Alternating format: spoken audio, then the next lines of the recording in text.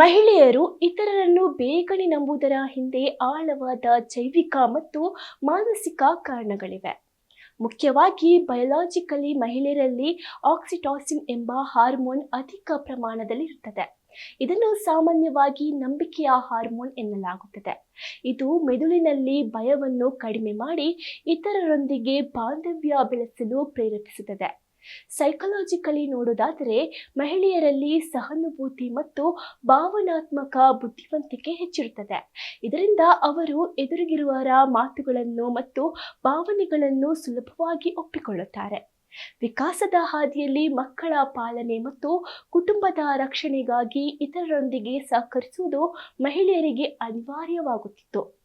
ಈ ಸಾಮಾಜಿಕ ಅಗತ್ಯವೇ ಅವರಲ್ಲಿ ನಂಬಿಕೆಯ ಗುಣವನ್ನು ಬೆಳೆಸಿದೆ.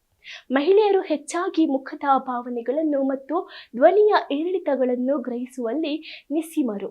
ಸಂಶೋಧನೆಗಳ ಪ್ರಕಾರ ಮಹಿಳೆಯರ ಮೆದುಳು ಸಾಮಾಜಿಕ ಸಂಬಂಧಗಳಿಗೆ ಹೆಚ್ಚು ಪ್ರಾಮುಖ್ಯತೆ ನೀಡುವುದರಿಂದ ಅವರು ಸಂಘರ್ಷಕ್ಕಿಂತ ಹೆಚ್ಚಾಗಿ ವಿಶ್ವಾಸದ ಮೊರೆ ಹೋಗುತ್ತಾರೆ. ಹೀಗೆ ಹಾರ್ಮೋನ್ಗಳ ಪ್ರಭಾವ ಮತ್ತು ಪ್ರಕೃತಿದತ್ತವಾದ ಮೃದು ಸ್ವಭಾವವು ಅವರು ಬೇರೆಯವರನ್ನು ಬೇಗನೆ ನಂಬುವಂತೆ ಮಾಡುತ್ತದೆ.